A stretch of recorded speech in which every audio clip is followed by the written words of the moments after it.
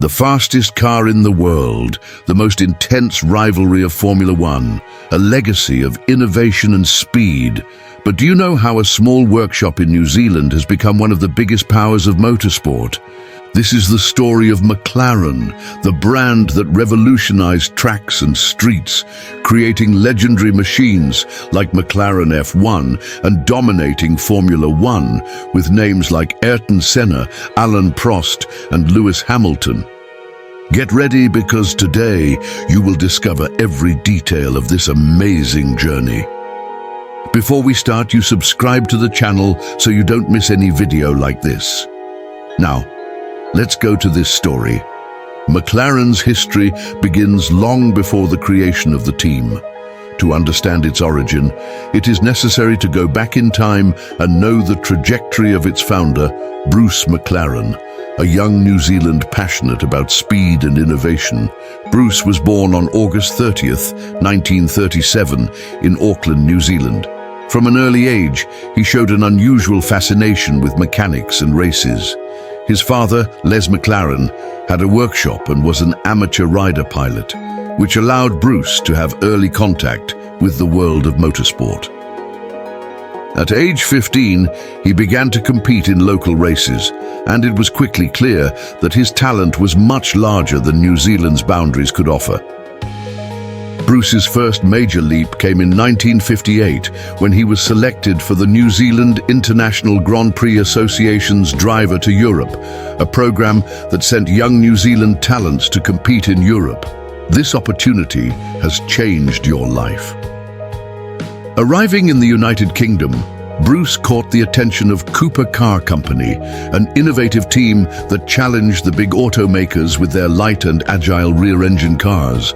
John Cooper saw the potential of the young pilot and put him to run in Formula 2. Bruce McLaren's rapid rise impressed everyone. In 1959, at the age of 22, he got a place in the Cooper team in Formula 1 and surprised the world by winning the United States Grand Prix. Becoming the youngest driver to win an F1 race at the time, this victory not only consolidated its position in the maximum category of motorsport, but also fueled its desire to create its own running cars.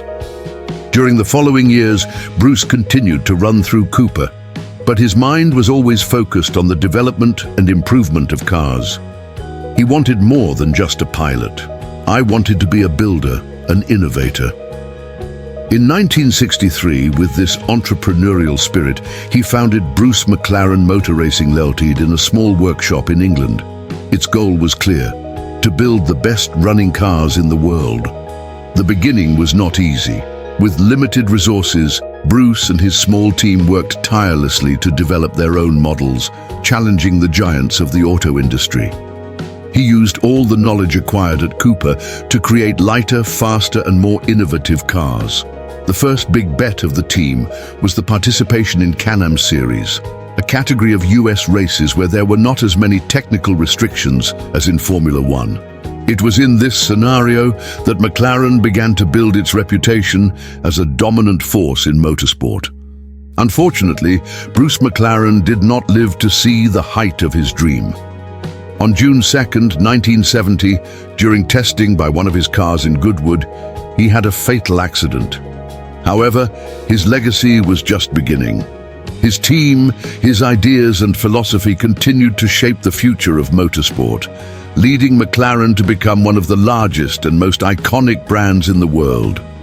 Following the foundation of Bruce McLaren Motor Racing Ltd in 1963, the team began to walk their path in motorsport. With an innovative spirit and the charismatic leadership of Bruce McLaren, the team quickly stood out not only in Formula One, but also in other racing categories.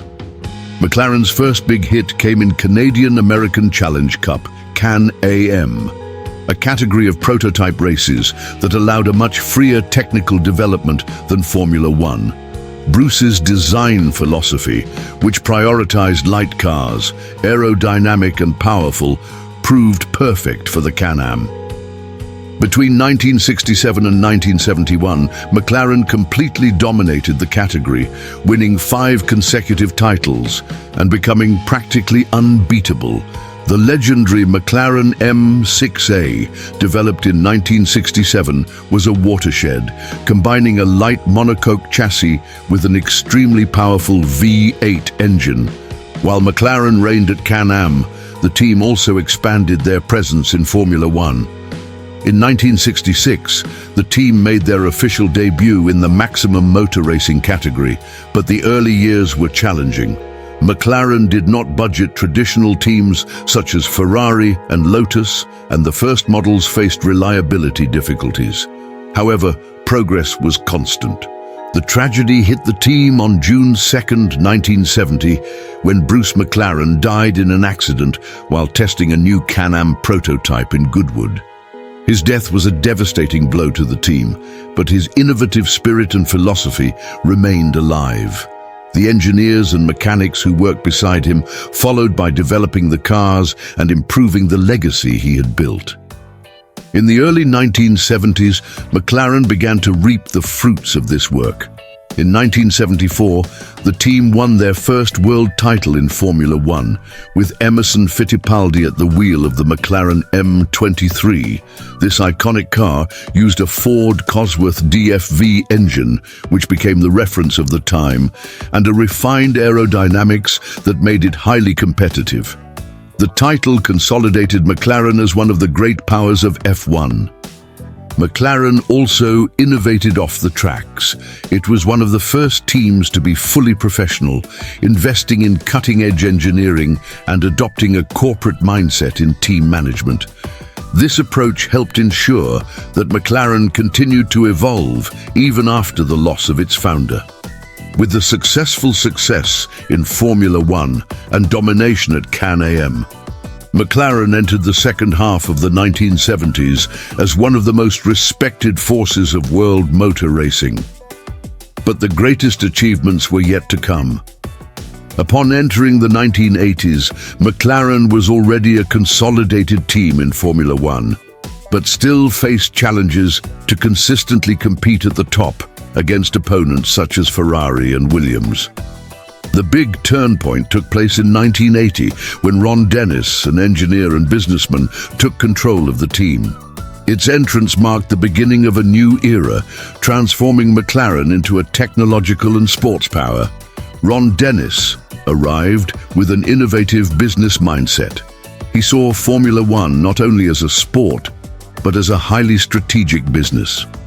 His first major movement was to hire John Barnard, one of the most talented designers of the time.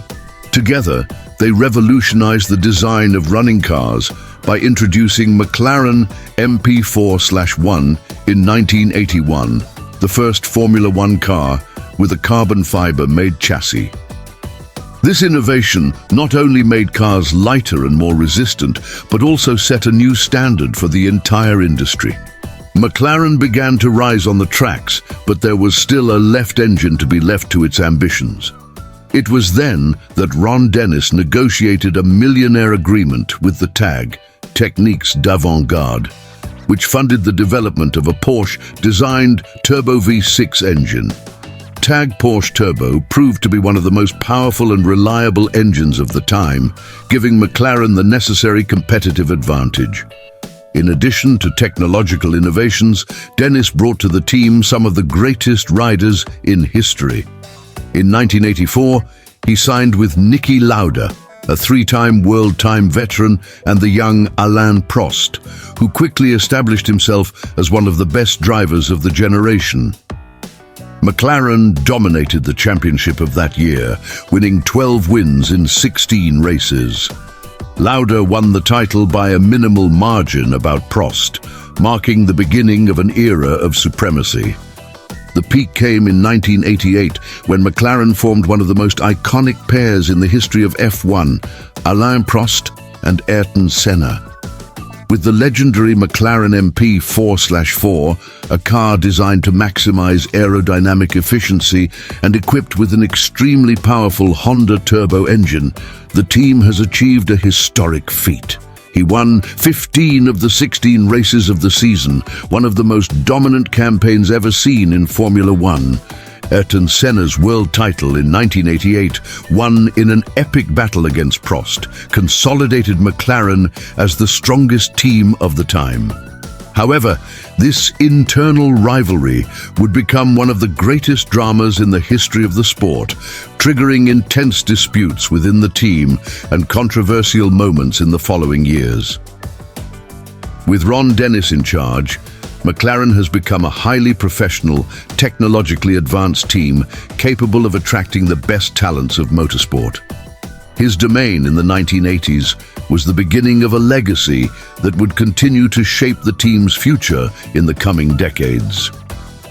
The late 1980s marked McLaren's most dominant era in Formula One, but also brought one of the most intense rivalries in motorsport history, Ayrton Senna versus Alain Prost. The relationship between the two pilots was marked by respect, extreme competitiveness, and moments that defined the sport forever. The 1988 season was an absolute show. With McLaren MP 4/4, one of the most efficient cars ever designed, the team won 15 of the 16 races of the year, establishing an impressive record.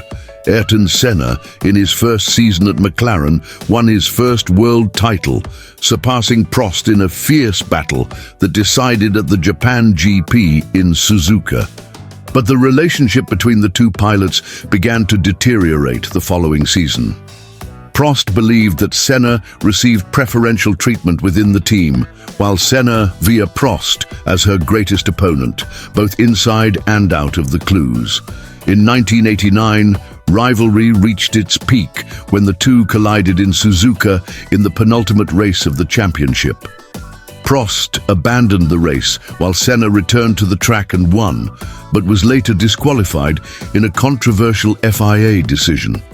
The title went to Prost, who left McLaren at the end of the year to join Ferrari.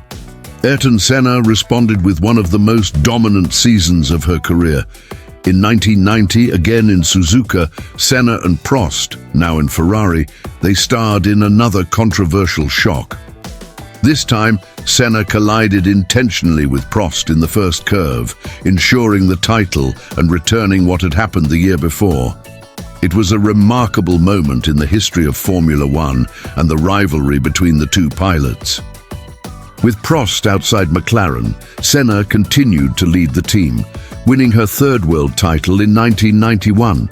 However, the following years brought new challenges.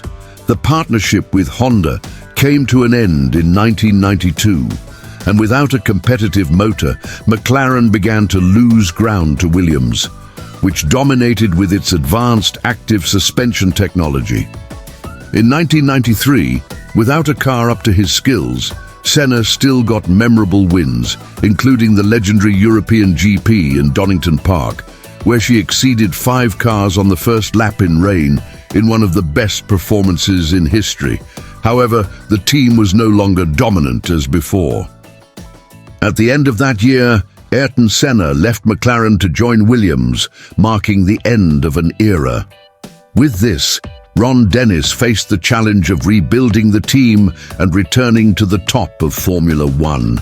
The legacy of rivalry between Senna and Prost was immortalized in the history of motorsport.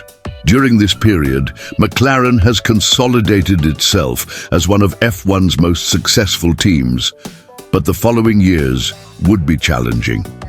In the early 1990s, McLaren was already one of the most successful teams in Formula One.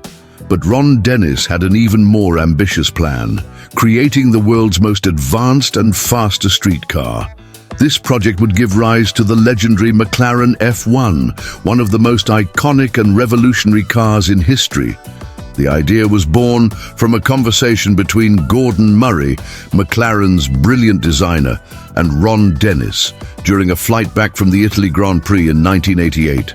Murray had already revolutionized F1 with his innovative aerodynamic concepts and believed he could apply them same principles to a street car. Dennis bought the idea and gave green light for the project. Unlike traditional supercars, which prioritized power above all, The McLaren F1 was designed to be an extremely light, aerodynamic, and technologically advanced car. For this, Murray used an approach never before seen. Chassis and body made of carbon fiber, making it incredibly light and rigid. Setting configuration with the driver in the center, providing the best possible riding experience. 6.1 liters BMW V12 engine, one of the most powerful and refined ever built, delivering 627 horsepower. No electronic assistance, such as traction control or ABS, leaving the whole experience in the hands of the pilot. The car was officially launched in 1992 with an astronomical price for the time, $1 million. But what really impressed the world was its performance. In 1998, the McLaren F1 broke the fastest production car record in the world, reaching 386.4 kilometers per hour, a record that remained unbeatable for years, consolidating its status as a true icon of automotive engineering. In addition to success on the streets, McLaren F1 has proven to be a monster on the tracks. Against all expectations, the McLaren F1 GTR race version won the 24 Hours of Le Mans in 1995, defeating race prototypes designed specifically for the race.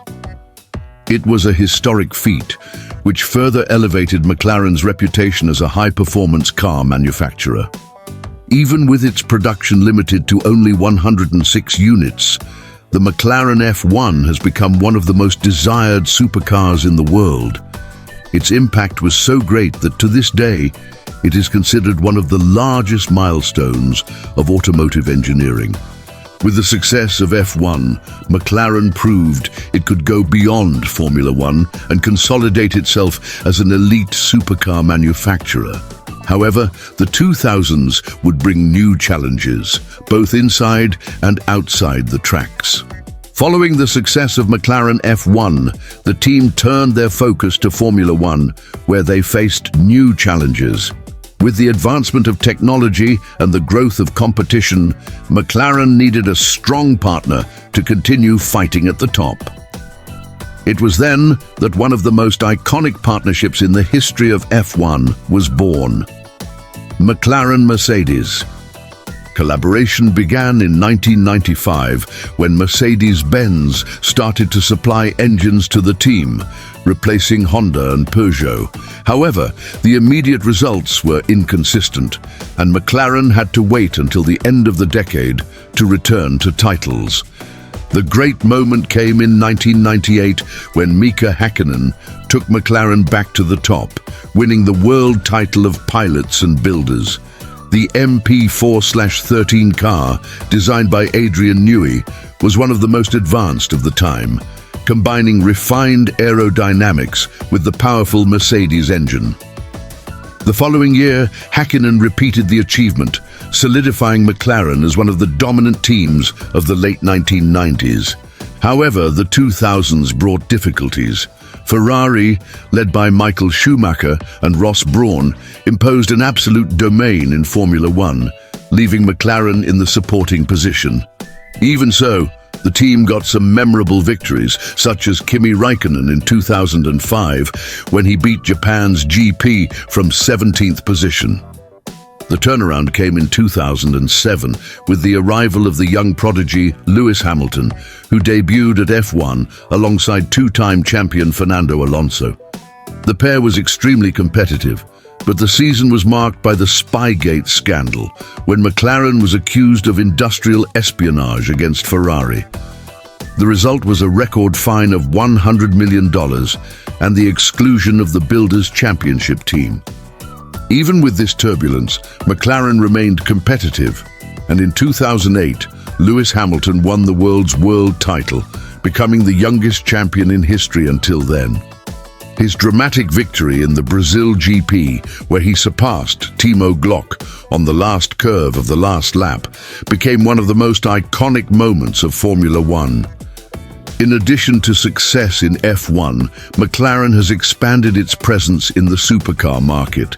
In 2003, he launched Mercedes-Benz SLR McLaren, a high-performance Grand Tourer developed in partnership with Mercedes. The car brought race technologies to the streets, but it was not an absolute commercial success, leading to the end of the partnership between the two companies in 2010. With the departure of Mercedes as an exclusive partner, McLaren decided to follow a new path, founding McLaren Automotive, a division totally focused on street cars. This decision would start a new phase of the brand with the launch of a complete line of innovative supercarrier. Even with ups and downs, the McLaren-Mercedes era left an undeniable legacy, proving that the team was still one of the most influential forces of motorsport. But the challenges of the future were just beginning.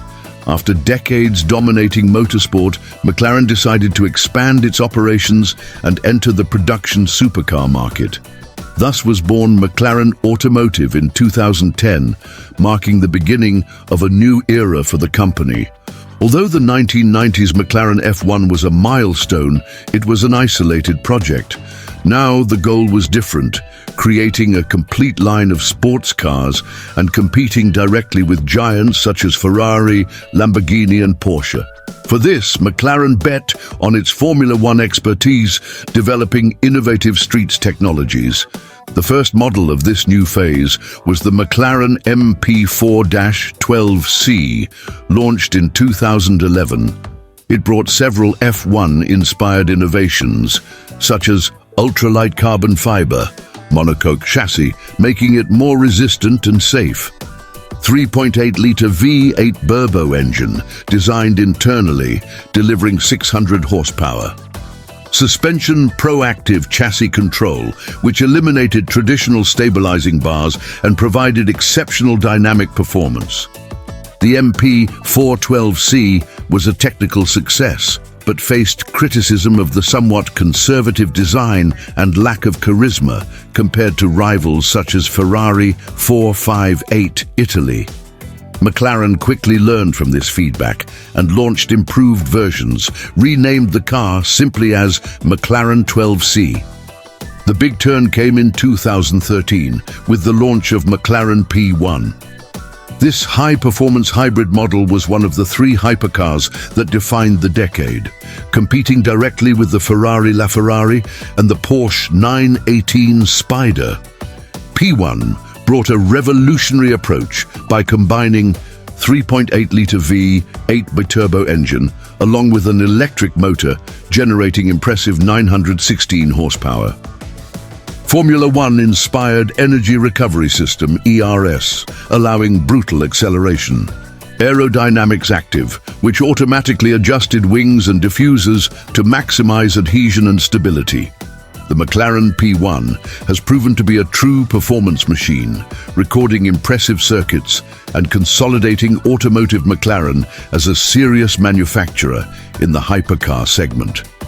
In the following years, McLaren expanded its portfolio with models divided into three categories: Sports Series, 540C, 570S, 600LT, focused on a wider audience, offering high-level performance at relatively affordable prices.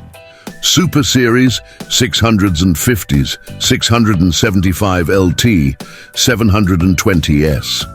High-performance models for enthusiasts and collectors. Ultimate Series, P1, Senna, Speedtail, ultra-limey cars focused on the maximum performance. McLaren Automotive's success made the company one of the most respected supercar manufacturers in the world.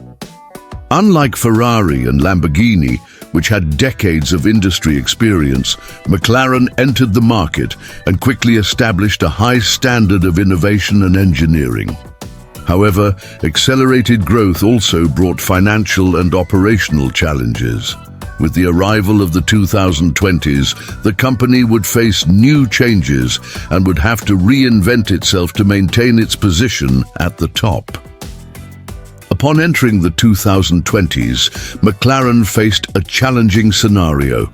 Despite the success in Supercars and Formula One, the company has gone through turbulent moments, requiring adaptation, innovation and new strategies to remain competitive on both the tracks and on the streets. Financial challenges and restructuring.